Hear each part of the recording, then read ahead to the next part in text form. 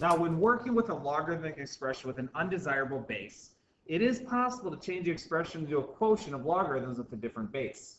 Now, we talked about this in the previous section just to check an answer, but we really didn't give it a name. Now, for example, it is hard to evaluate log of 7 to the base 4 because 7 is not a simple power of 4, and there is no log with a base 4 button on a computer or grapher. Now, we can work around this problem with some algebraic trickery. First, let y equal log of 7 to the base 4. So, switching this back to exponential form, so right now this is what we have.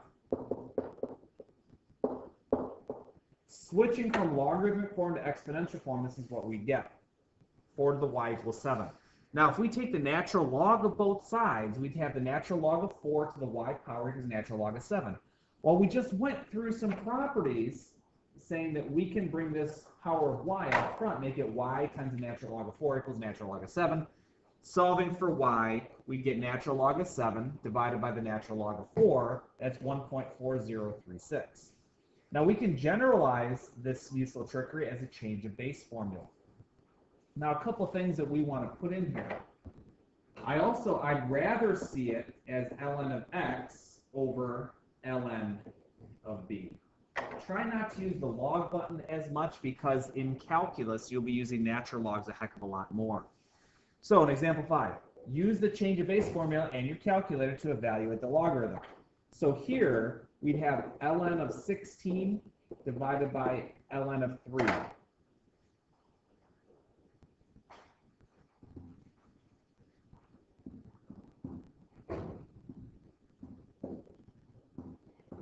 And we get 2.5237.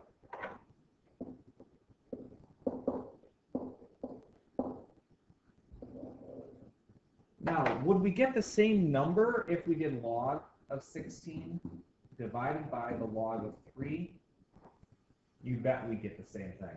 But I'd rather you use natural logs here because that's what we'll be using in the future. So here we have natural log of 10 over natural log of 6.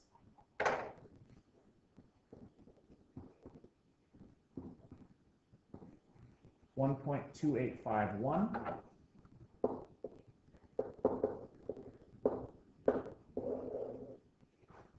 There. Now, if we look at C, it's going to be a lot of the same stuff. Natural log of 2 over natural log of 1/2, which is really, if we truly wanted to simplify it, natural log of 2 over natural log of 1 minus natural log of 2, because we're simplifying it that way.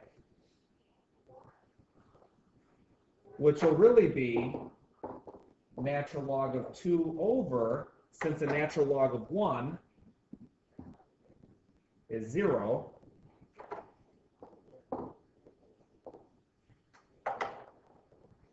this will simplify to natural log of 2 over negative natural log of 2, which is -1. So if I put this in my calculator, natural log of 2 divided by natural log of 1/2, we would get -1. Okay?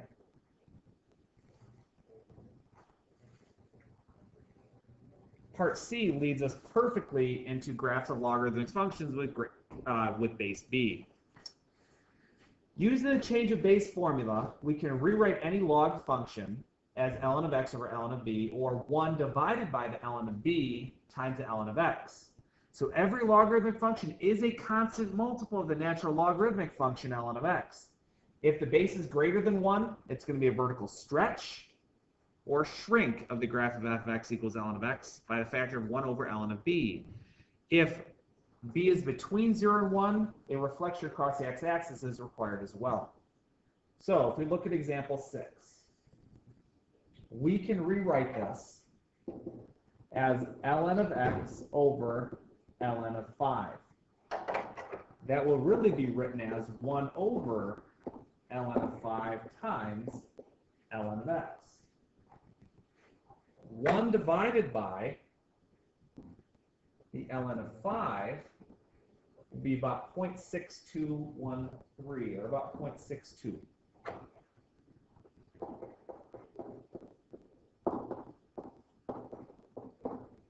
So this will simply be a vertical shrink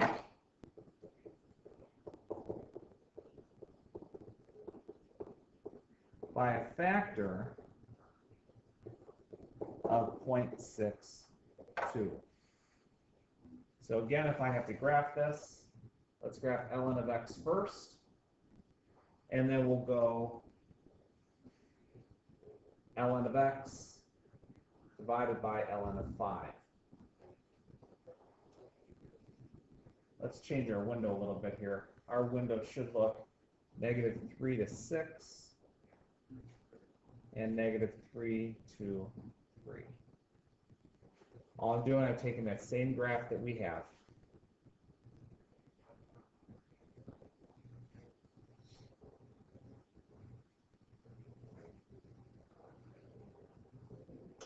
Let's look at some points here.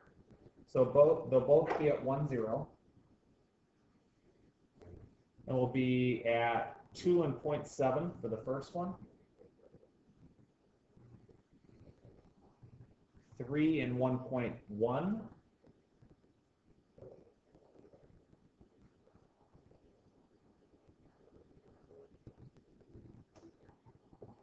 So here's ln of x.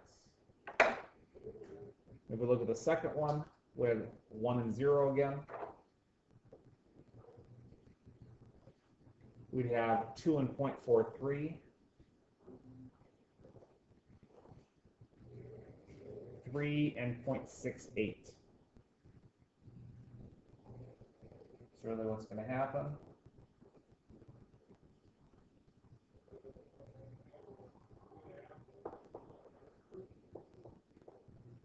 There's log of x in this spot.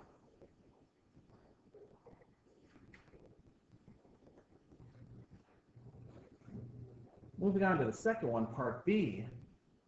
Again, we can rewrite this as ln of x over ln of 1/4.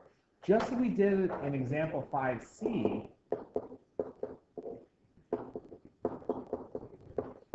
we'd have this, which would simplify to ln of x over negative ln of 4, which would again simplify to 1 over negative ln of 4 times ln of x. Now, if I did 1 divided by negative ln of 4, and press enter, I'd get negative 0.72.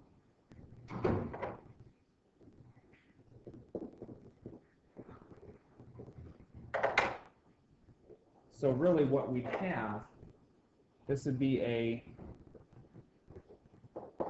vertical shrink by a factor of 0.72 and a reflection across the x-axis.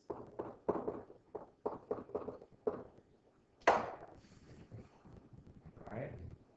So when we do this, again, we'll graph ln of x.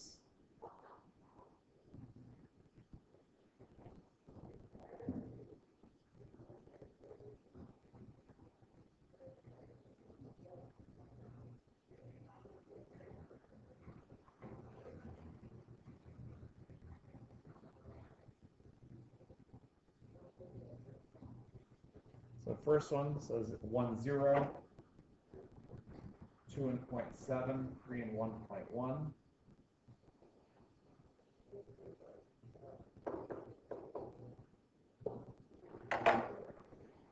Now the next one, we'd have 1, 0, 2 and negative 0.5,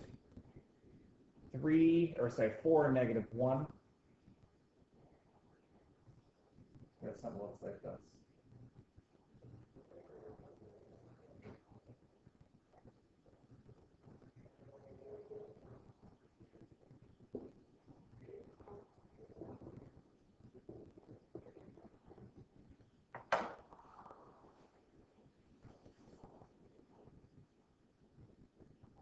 Now we can generalize example 16 the following way. If b is greater than 1, then 1 over b is in between 0 and 1.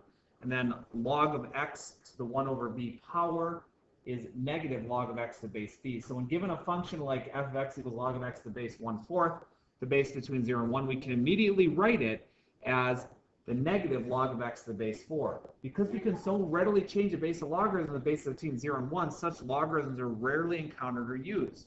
Instead, we work with logarithms that have bases bigger than 1, which behave much like natural and common logarithms. So even though we did an example of it, we're really not going to use it all too much.